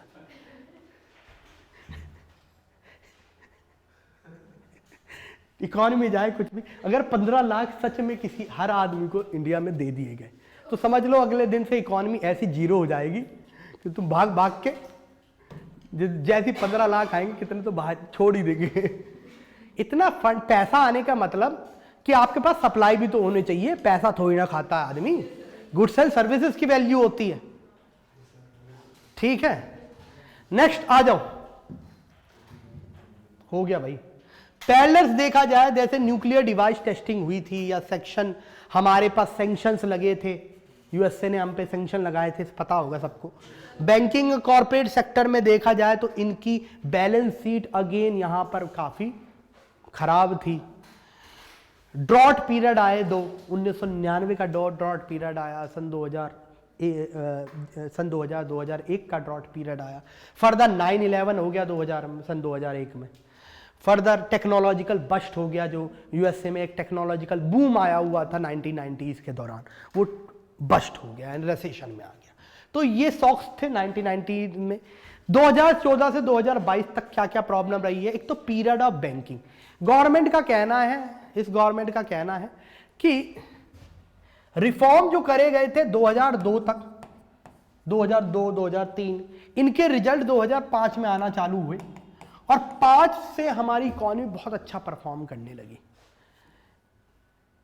लेकिन 2008 में जब रिसेशन आया तो रिसेशन के समय गवर्नमेंट ऑफ इंडिया ने इंटरेस्ट रेट बहुत कम कर दिए टू इंक्रीज द डिमांड, लेकिन वो इंटरेस्ट रेट बहुत दिनों तक कम रखे गए, सही समय पे इंटरेस्ट रेट ज्यादा नहीं करे गए, जिसके कारण जो क्रेडिट कल्चर था वो खराब हुआ, किसी को भी बिना बात के पैसा दे दिया गया।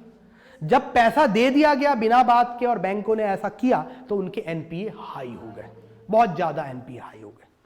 समझ में आया बात? तो period of non banking financial company जो मैंने आपको बताया, इन सब की बैलेंस शीट स्ट्रेस थी।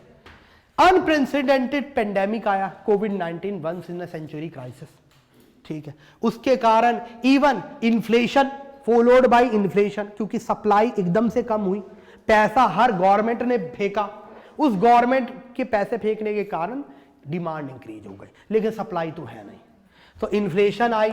इन्फ्लेशन शॉक के बाद टाइटनिंग हुई फाइनेंशियल कंडीशन। आपने देखा हो फेडरल रिजर्व्स ने अपने जो इंटरेस्ट रेट है वो टाइट कर दी, लेकिन इससे एक प्रॉब्लम और आई, recession. Now the USA is suffering from recession, west is suffering from recession. कभी इन्फ्लेशन है, कभी रेसेशन है। और आपको पता है मार्केट इकोनॉमी में रेसेशन और boom, this is the part of the economic cycle, ठीक है। अब उस समय क्या रिफॉर्म हुए थे, अब क्या रिफॉर्म हुए, ये रिफॉर्म एक एक पॉइंटर, एक एक लाइनर मेंस में लिखना होता है। तो सबसे पहले देखो, इंटरेस्ट रेट का डीरेगुलेशन कर दिया। पहले आरबीआई इंटरेस्ट रेट डिफाइन करती थी बेस रेट के ऊपर, और उससे पहले आप बेस रेट होता था, फिर प्राइम लैंडिंग रेट आया, उन सबको डीरेगुलेट कर दिया गया, ठीक है। आज बैंक का रेट कौन डिसाइड करता है? बैंक जो इंटरेस्ट रेट लेती है कौन डिसाइड करता है? बैंक देम सेल्फ, बैंक खुद करती है। आरबीआई तो बस एक फिगर देती है एमसीएलआर का और रेपो रेट का, ठीक है, और कहती है कर लो इससे, ठीक है। और आजकल तो एक्सटर्नल बेंचमार्क रेट भी आ गया है कितनी जगहों के लिए, ये सब पढ़ा रखा है, ठीक है, पता है ना। इंटरेस्ट रेट का डीरेगुलेशन हुआ, प्राइवेटाइजेशन करा गया, एसेट रिकंस्ट्रक्शन कंपनी बनाई गई एआरसी, जो बैड लोन को खरीदती थी, एनपीए को खरीदती थी। सरफासी एक्ट आया, आपको पता है 2002 में सरफासी एक्ट आया।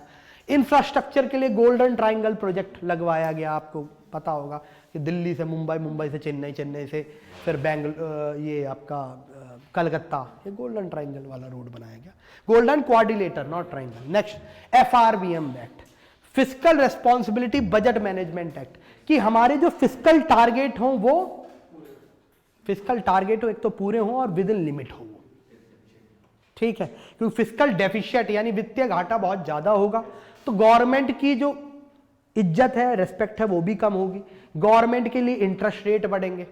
और बात यह ना, गवर्नमेंट इतना फिस्कल डेफिसिट करेगी तो प्राइवेट इन्वेस्टमेंट के लिए पैसा नहीं बचेगा, crowd out of private investment होगा।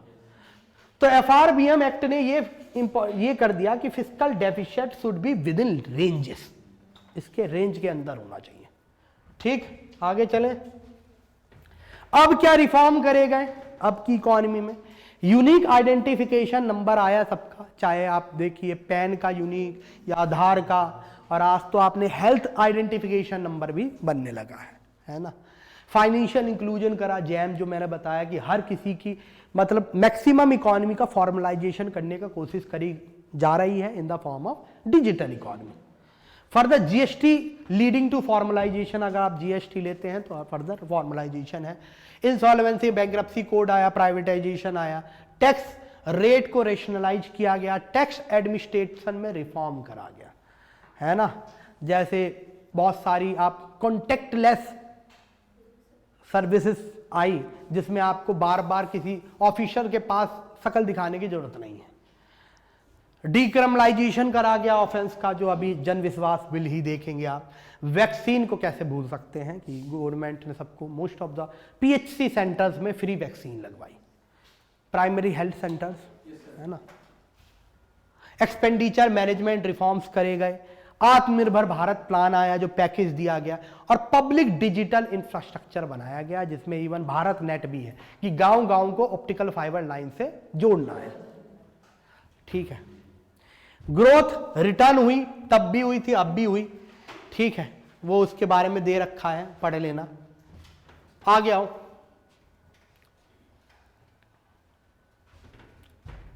हाँ, ये बताया गया है कि गवर्नमेंट क्यों कह रही है कि पर्टिकुलर इकोनॉमिक सर्वे क्यों कह रहा है कि कमिंग डिकेड में हमारी ग्रोथ अच्छी होगी। कुछ रीजन है, उसका पहला रीजन है healthy and recapitalise banking and corporate sector. अब बैलेंस शीट वो स्ट्रेस नहीं रही जितनी वो 2016 के करीब होती थी। एनपीए 10% से घट के 5% पे आ गए हैं। नेक्स्ट बात करें, digital technology based electronic reform, economic reforms करे गए, जो अगेन सेम तरह की बात है कि फाइनेंशियल इंक्लूजन ऐड हुआ, उससे फॉर्मलाइजेशन ऑफ इकोनॉमी हुआ, एंड सो फोर्थ।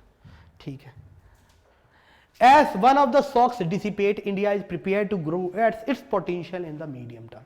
जैसे आपने देखा होगा हमारे जो डेट टू जीडीपी रेशियो है वो भी कम है, हमारा हाइयर कैप्स है, कैपिटल एक्सपेंडिचर ज्यादा है as compare to revenue expenditure, हमारी जीडीपी फोरकास्ट एवरेज 6.5% है, हमारा इन्फ्लेशन विद इन टारगेट आ चुका है, हमारा फिस्कल डेफिसिट कम हुआ है, हमारे फॉरेक्स एटलीस्ट 9 मंथ का इंपोर्ट कवर करते हैं, हमारे फॉरेन डेट बहुत कम है, वो 5% है खाली, 95% हमारा जो डेट है वो इंटरनल है, यानी यहां के बैंकों से लिया गया है।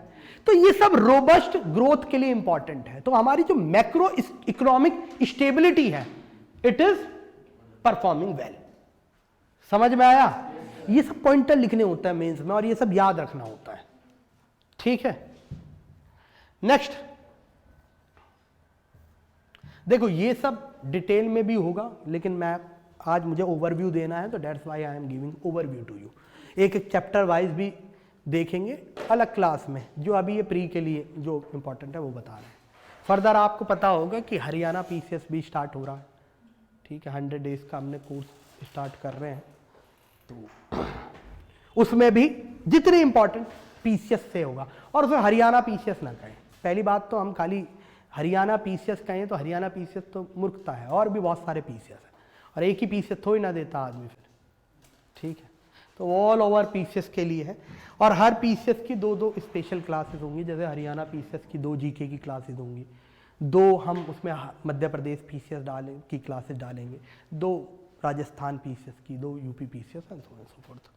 आइए फिस्कल डेवलपमेंट रेवेन्यू की बात करते हैं।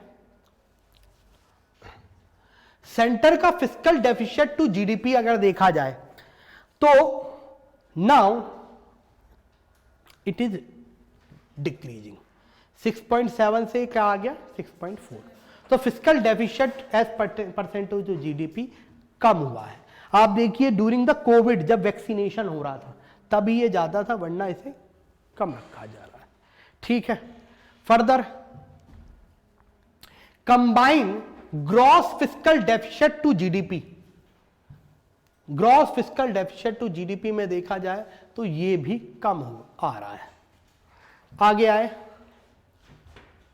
फिस्कल डेफिसिट टारगेट हम वेल अचीव कर लेंगे फिस्कल जो फाइनेंशियल ईयर 2023 का, और फर्दर उसके पीछे रीजन दिए हैं गवर्नमेंट ने कि क्यों हम with in.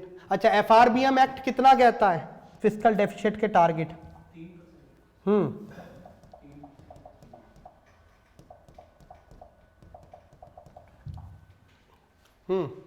With in 3% of GDP required है।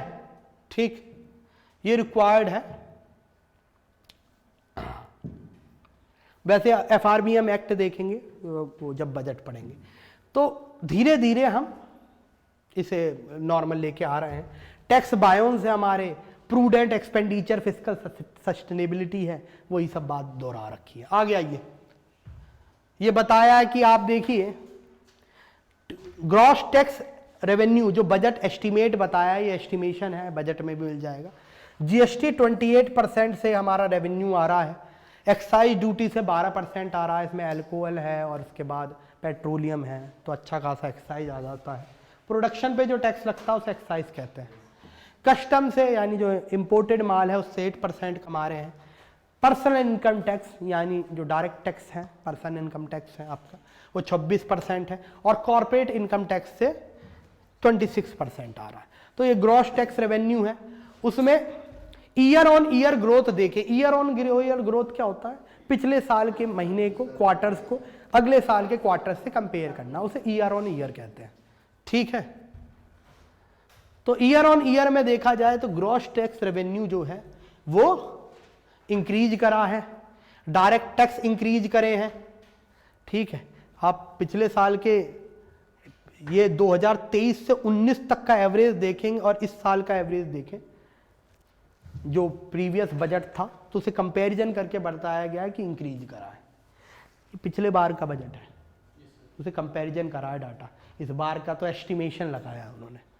कॉर्पोरेशन टैक्स 21% और अदर इनकम टैक्स में भी इंक्रीज हुआ है।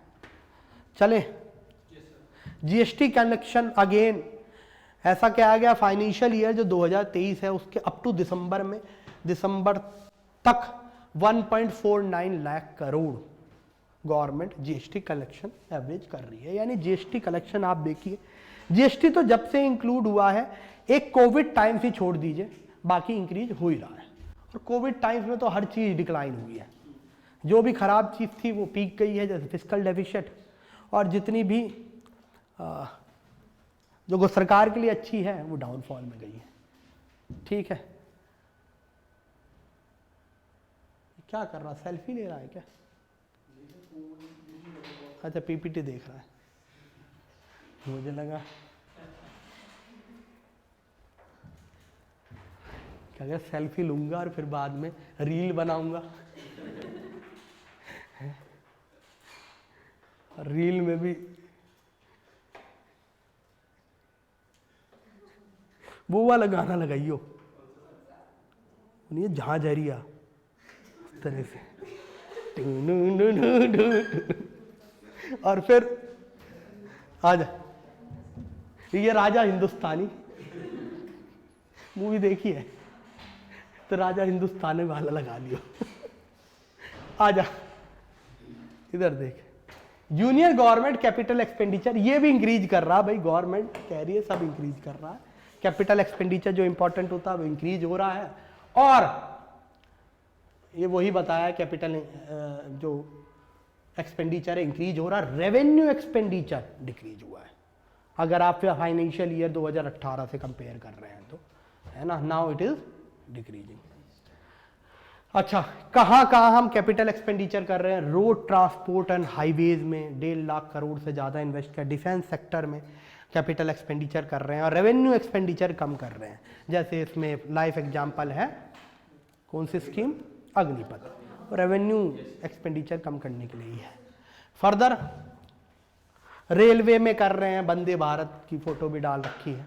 टेलीकम्युनिकेशन में again we are increasing our capital expenditure. ठीक है, इवन सेंटर स्टेट पे भी कैपिटल एक्सपेंडिचर के लिए पैसा दे रही है, इंटरेस्ट फ्री लोन दे रही है, 50-50 साल के लिए इंटरेस्ट फ्री लोन दे रही है अगर स्टेट उसे कैपिटल एक्सपेंडिचर में यूज कर रहे हैं। ये फाइनेंशियल जो फाइनेंस कमीशन बना है 15th, उसे भी हम देखेंगे, उसने भी ये बात करी है। तो this is one type of grant, ठीक है, they are giving to states. Further debt, government debt की सस्टेनेबिलिटी अच्छी खासी, ये कोई कंसर्न ही नहीं है। जैसे आप देखें कंबाइन अगर सेंटर और स्टेट का डेट देखें एज परसेंटेज टू जीडीपी, तो सेंटर का डेट देखें तो 56% है as compare to GDP. Combine देखें तो 84.5% सेंटर प्लस स्टेट डेट है एज कंपेयर टू जीडीपी, यानी जीडीपी का 84.5% टोटल डेट है, ठीक है, और जो कि आप देखें कम हो रहा है। फर्दर जो हमारा डेट है वो मोस्टली किस में आता है, 95% इंटरनल डेट में, तो ये भी हमारे लिए कोई प्रॉब्लम नहीं है।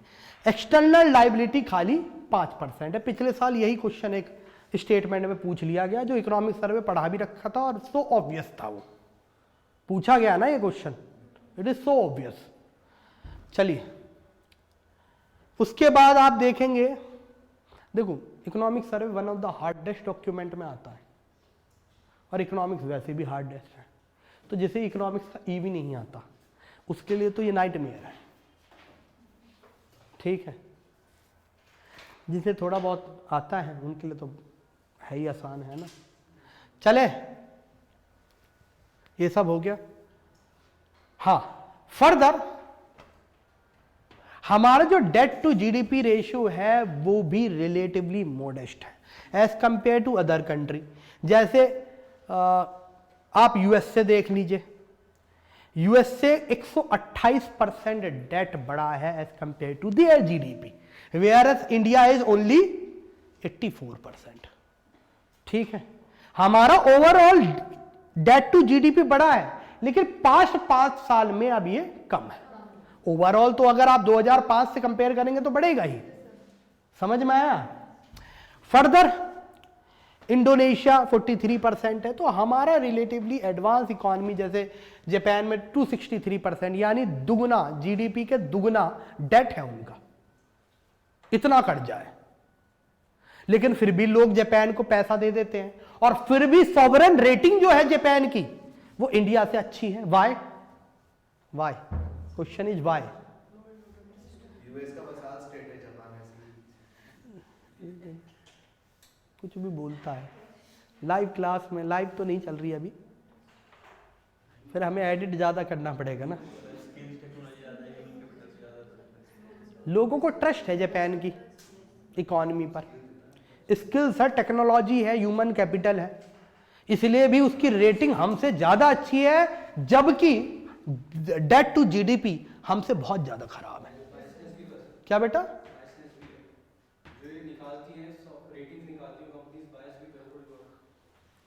अब तो फिर यही बात कर लेगा तो फिर आंसर ही खत्म, फिर तो बायस कौन नहीं होता फिर, ठीक है। हमारी खुद की भी तो सॉवरेन रेटिंग आती है, हमारी खुद की भी सॉवरेन रेटिंग के लिए गवर्नमेंट एजेंसी बना रही है, उसे देख लेना। जापान से तो फिर भी ऐसा तो नहीं है रातों रात इतना झूठ कर दें कि जापान को ऊपर नीचे कर दें, हमें ऊपर कर दें, ऐसा तो नहीं हो सकता ना। कहने का मतलब ये है। क्या जापान से पहले पैसा वापस नहीं करते हम लोग? सॉवरेन रेटिंग समझते हैं ना, जैसे हमारी सिविल रेटिंग होती है, गवर्नमेंट की खुद की सॉवरेन रेटिंग्स होती है। गवर्नमेंट को भी जब लोन दिया जाता है उसकी सॉवरेन रेटिंग के मुताबिक ही इसे इंटरेस्ट रेट चार्ज होता है ना। अच्छा, इंटरेस्ट रेट गवर्नमेंट का फ्लोटिंग होता है या फिक्स्ड होता है? जैसे हमें तो जो इंटरेस्ट रेट मिलता है, लोन का मिलता है, वो इन्फ्लेशन इंडेक्स जो होता है ना, तो फ्लोटिंग होगा हमारा तो। अरे जैसे जैसे इन्फ्लेशन बढ़ेगा वैसे वैसे लोन नहीं बढ़ेगा तुम्हारा, इंटरेस्ट रेट नहीं बढ़ेगा। बढ़ेगा कि नहीं बढ़ेगा? या उसी इंटरेस्ट रेट पे रहोगे? नहीं, वह बढ़ेता है, वो पता है ना। गवर्नमेंट का फ्लोटिंग होता है, फिक्स्ड होता है? फ्लोटिंग होगा, हाँ फिक्स्ड होगा। गवर्नमेंट फ्लोटिंग में जूता फेंक के मारेगी गवर्नमेंट। सरकार को यार तुम फ्लोटिंग दोगे और फिर सरकार फ्लोटिंग दे दो, अगले दिन ही छाप के दे देगी। जेस लगे मुंह पे फेंक के मारेगी तुम्हारे, निकल ले यहां से, दोबारा तेरे से लोन भी नहीं लेंगे। उस बैंक की रेटिंग खत्म हो गई। चलो, ये तो कॉमन सेंस है, इसे तो बताने की भी जरूरत नहीं है ना। आओ, फिस्कल इंटरमीडिएशन में, फिस्कल का मतलब वित्तीय से होता है सरकार। आपको पता है कि आत्मनिर्भर भारत प्लान आया था, वेस्ट में इन्फ्लेशन बहुत ज्यादा है, इंडिया में भी इन्फ्लेशन ज्यादा हुआ, लेकिन आरबीआई ने cumulatively policy rate cut down करे, रेपो रेट कम डाउन करे, reverse repo rate come down करे। रेपो रेट क्या होता है? बैंक जिस रेट पे आरबीआई से पैसा लेती है। रिवर्स रेपो रेट रिवर्स होता है इसका। ये सब छठी क्लास की चीजें मैं नहीं बताने वाला, क्योंकि ये ऑलरेडी बहुत डिटेल में पढ़ा रखा है, और ये नहीं आता तो यूपीएससी देने का 2023 में कोई फायदा सच में नहीं है। ठीक है, चलें। रेपो रेट, रिवर्स रेपो के रेट क्या होता है? अब डरा नहीं रहा हूं सच में, फिर तो वो होती है ना कि आप अटेम्प्ट खराब करने जा रहे हैं, पता नहीं कहीं से कुछ भी पढ़ लिया आपने, आपको पता ही नहीं है कुछ भी। चले, तो पॉलिसी रेट आरबीआई ने रिवाइज करे और repo rate, reverse repo rate increase करा। अच्छा, एकदम से भी इंक्रीज नहीं करा, तो ये बता रहा है क्यूमुलेटिव हमने इंक्रीज करा, इंस्टेंटेनियसली नहीं करा, क्योंकि इंस्टेंटेनियसली कर देते तो सारी बिजनेस साइकिल डिसरप्ट हो सकती थी। तो धीरे धीरे हमने रेपो रेट बढ़ाया, है ना, जो कि गवर्नमेंट का कहना है कि जो कि 2008 के बाद नहीं हुआ था। 2008 के रिसेशन में दबा के पैसे तो दिए गए, लेकिन मॉनेटरी टाइटनिंग समय पर नहीं हो पाई, इसलिए एनपीए इतने ज्यादा हुए। समझ में आया? नेक्स्ट, तो बता दिया है कि भाई वेटेज एवरेज 135, ये छोड़ो, ये सब डिटेल में फिर चैप्टर में देखेंगे, फिर इन्हें बताना पड़ेगा क्या है चैप्टर में। उसके बाद ग्रोस एनपीए बहुत कम हुए हैं। Non food credit growth double हुआ है। नॉन फूड क्रेडिट ग्रोथ का मतलब होता है एग्रीकल्चर के अलावा। एग्रीकल्चर के अलावा हमने देखा है क्रेडिट में ग्रोथ हो रहा है। एग्रीकल्चर तो लेता ही लेता है ना, किसान क्रेडिट कार्ड है, उसके बाद आप बैंक से पैसा लोन ले सकते हैं, जितने भी आरआरबीज हैं, शहरों के बैंक से भी ले सकते हैं, लेकिन वो आरआरबी ज्यादा देती है ना। एक पीएसएल टारगेट होते हैं, सुना होगा, प्रायोरिटी सेक्टर लेंडिंग टारगेट, कितने परसेंटेज होते हैं? 40%। अलग अलग जगह के लिए अलग अलग है, वो आरबीआई की वेबसाइट पे मिल जाएगा, पढ़ा रखा है। ठीक है, तो आप देखेंगे नॉन फूड क्रेडिट ग्रोथ जो है डबल डिजिट हुआ है, इंक्रीज करा है। ठीक, आगे आइए, ये नेक्स्ट आओ। गवर्नमेंट यील्ड जो है, यील्ड स्टेबल है। गवर्नमेंट बॉन्ड और यील्ड क्या होता है मैंने आपको बताया, कि जैसे बॉन्ड और यील्ड मैंने बता रखा है, फिर भी मोटा बाटी बता देते हैं कि एक बॉन्ड है। बॉन्ड क्या होता है? फाइनेंशियल इंस्ट्रूमेंट है जिससे कर्जा लेते हैं, डेट। कॉन्ट्रैक्ट एक्ट में आते हैं, कॉन्ट्रैक्ट्स में। मान लो मैंने है और मैंने मुस्कान से पैसे लिए, मान लो बॉन्ड दिए, अरे गवर्नमेंट को पैसा दे रही है मान लो मुस्कान, तो गवर्नमेंट को 100 रुपए का बॉन्ड है ये, और हमारे यहाँ जीरो कूपन बॉन्ड मिलता है, यानी कूपन रेट पहले ही काट लिया जाता है, उसके बाद बॉन्ड मिलता है ना। बॉन्ड का मतलब एक इंस्ट्रूमेंट जिस पे पैसा लिया जा रहा है। अब गवर्नमेंट थाने तो गिरवी नहीं रख देगी ना, कहोगे पैसा नहीं दिया, आज से थाने पे कब्जा मेरा, तो बॉन्ड पे पैसा लेती है ना, वो तो गिरवी नहीं रखेगी। ये नहीं कि गवर्नमेंट से कह रहा हो कि जितना भी लोकर में गोल्ड रखा है लिया तभी पैसा मिलेगा। समझ में आया? तो मान लो जीरो कूपन बॉन्ड है, 100 रुपए का बॉन्ड हमें 90 रुपीज में मिला, और ये कहा गया 1 साल बाद आना 100 रुपए मिल जाएगा, इसे जीरो कूपन बॉन्ड कहते हैं। लॉन्ग टर्म सिक्योरिटी होती है, डेटेड सिक्योरिटी भी कहा जाता है। लॉन्ग टर्म छोड़ो, अभी शॉर्ट टर्म में 1 साल देख लेते हैं। 1 साल में मान लो 90 रुपीज था, हमें कितना % का इंटरेस्ट रेट मिल रहा है? 10% का, वो इनिशियली मिल गया। अब कोई मान लो अल्टरनेट इन्वेस्टमेंट फंड्स हुए बहुत सारे, मान लो जी आप, मान लो हेज फंड है, म्यूचुअल फंड है, शेयर मार्केट है, उसके बाद आपने देखा होगा सिप है, strategic investment fund. Mutual fund जो महीने महीने पैसे कटते हैं उसे एसआईपी कहते हैं, ठीक है, सिप। या फिर एफडी करा लिया आपने, एफडी मान लो 10% दे रही है, तो आप गवर्नमेंट बॉन्ड पे क्यों जाओगे? ठीक है, गवर्नमेंट बॉन्ड आपको पता है ना, पब्लिक भी अब कर सकती है, गवर्नमेंट बॉन्ड में इन्वेस्ट कर सकती है पब्लिक, लॉन्ग टर्म बॉन्ड्स में। इवन जो स्मॉल सेविंग स्कीम है, सुकन्या समृद्धि योजना है, वो भी बॉन्ड है गवर्नमेंट के जो आप खरीदते हैं। समझ में आई बात आपको?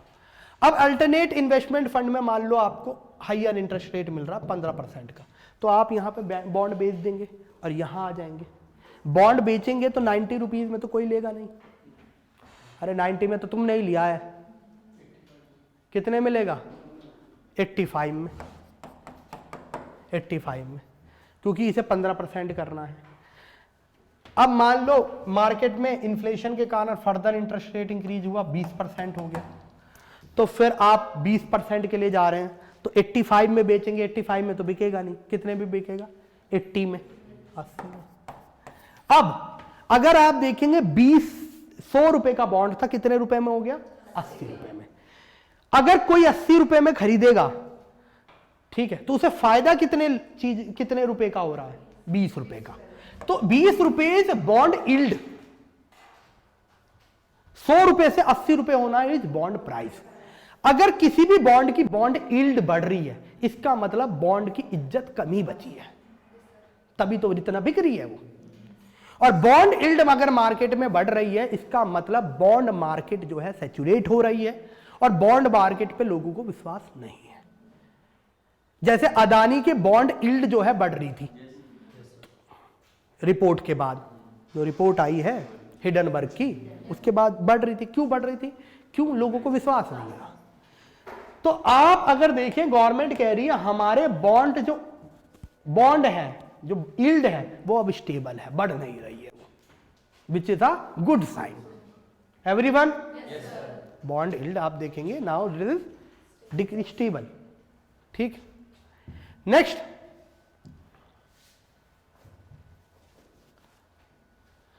अगर एफपीआई में, म्यूचुअल फंड में, अगर इसमें हम इन्वेस्टमेंट देखें तो अगेन एफपीआई यानी जो हॉट मनी होती है वो कम हुई है, जबकि म्यूचुअल फंड और इन्वेस्टमेंट बढ़ा है 1.5% के करीब। फर्दर स्टॉक मार्केट, ये सब तो वैसे आपको नहीं पूछा जाता। एफपीआई, जो हम एफपीआई वाला चैप्टर देखेंगे उसमें ये मेन चीज है कि कौन सी एफबीआई है, कौन सी एफडीआई है, ये कैपिटल अकाउंट क्या होता है, करंट अकाउंट क्या होता है, ये सब डिटेल में चैप्टर वाइज देखेंगे हम।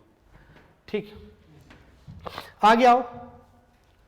स्टॉक मार्केट का अगर देखा जाए, स्टॉक मार्केट का कुछ लेना देना नहीं, वैसे हमारा stock market is also performing good, 3.9% बढ़ाई है as compare to other economies. Price and inflation में भी हमने देखा है कि सीपीआई डिक्लाइन करना है, सीपीआई अब डिक्लाइन कर रहा है, और डब्ल्यूपीआई तो एकदम से ही डिक्लाइन करा है। ठीक है, सीपीआई भी डिक्लाइन कर रहा है और डब्ल्यूपीआई भी डिक्लाइन कर रहा है। ठीक है, अब पढ़ लेते हैं इसे क्या लिखा है। The sharp moderation in wholesale price index led by multi-pronged approach of government couple with softening of global commodity price by decline in food inflation was led by vegetable, fruits and edible oil. इसका कहना यह है कि wholesale price index पहले बढ़ा था, उसके पीछे बहुत सारे रीजन है, अब वो कम हो रहा है क्योंकि फूड इन्फ्लेशन डिक्लाइन हो रहा है। जो एडिबल ऑयल, फ्रूट्स और एडिबल ऑयल, मतलब जो ऑयल हम बाहर से मंगवाते हैं जैसे पाल्म ऑयल, इंडोनेशिया, मलेशिया, इन सब से अब इनका रेट कम हो रहा है और हमने होम ग्रोन प्रोडक्शन भी इनकी स्टार्ट करी है, तो डब्ल्यूपीआई डिक्रीज हो रहा है।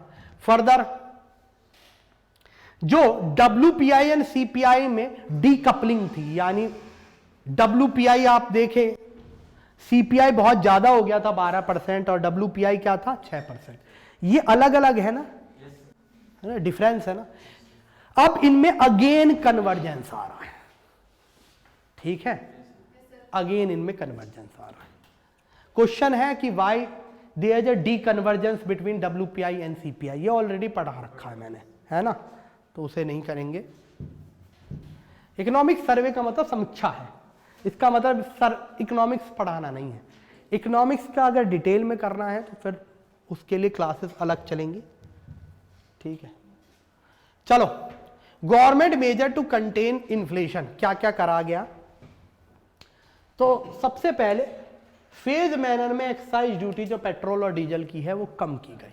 पेट्रोल और डीजल के प्राइस ज्यादा थे, अब उसे कम किया गया है। ठीक है, नेक्स्ट आओ। कस्टम ड्यूटी कॉटन इंपोर्ट्स पे हमने वेव ऑफ कर दी, यानी उन पे नहीं लगा रहे हैं, इस टेक्सटाइल को प्रमोट करने के लिए जिनसे उन्हें सस्ता कॉटन मिले। ठीक है, बेसिक ड्यूटी हमने पाल्म ऑयल, सोयाबीन ऑयल, इन सब पे भी रिड्यूस करी है। ठीक, इंपोर्ट ड्यूटी जो है, इंपोर्ट ड्यूटी चाहे फेरो निकल सब्सटेंस हो जिससे मैग्नेट बनता है, कुकिंग कोल हो जिससे एंथ्रासाइड जिसे कहते हैं, जिससे स्टार्टिंग में फायर लगती है, उसे कुकिंग कोल कहते हैं। कोयला डायरेक्ट फायर थोड़ी ना कर सकते हो तुम, कोयला को जलाने के लिए पेट्रोल चाहिए होता है, सुना नहीं है? कोयला को जलाने के लिए भी फिर पहले फ्यूल चाहिए आपको। फर्दर कोयला को एक टेम्परेचर पे ले जाना के काम कुकिंग कोल करता है। कुकिंग कोल, एनटीपीसी जितने भी थर्मल पावर प्लांट्स हैं, इनमें कुकिंग कोल इसलिए नहीं लगता है और इनमें यूज बिटुमिनस ही होता है। सबसे इंपॉर्टेंट कोयला ही बिटुमिनस है। वो मेटलर्जी में भी वही यूज होता है और एनटीपीसी में भी वही यूज होता है। बस एंथर ऑक्साइड एक ऑप्टिमम टेम्परेचर के लिए डाला जाता है, आग लगाने के लिए डाला जाता है। समझ में आया एवरीवन? तो कुकिंग कोल हो या फिर इन सब में हमने इंपोर्ट ड्यूटी कट करी है अप टू 0। वाइल इसलिए भी ऑस्ट्रेलिया से हमारी ट्रीटी साइन हुई है ना, इसलिए भी। Further tax import iron ores और जो कंसंट्रेट्स होते हैं आयरन ओर्स के, उन पे इंक्रीज करा है। ये याद रखना पड़ेगा, फैक्ट है, कुछ कर नहीं सकते।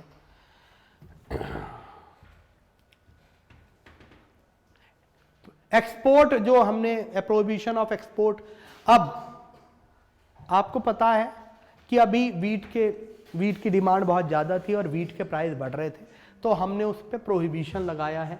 इवन इजिप्ट के लिए हम उसमें एक्सेप्शन भी करने जा रहे हैं। ठीक है, तो इंपोर्ट ड्यूटी जो है वीट पे बढ़ाई, एक्सपोर्ट ड्यूटी जो है, एक्सपोर्ट बंद ही करा गया है, प्रोहिबिशन करा गया है। Further imposition of export duty on rice, export duty भी राइस पे बढ़ाई गई है।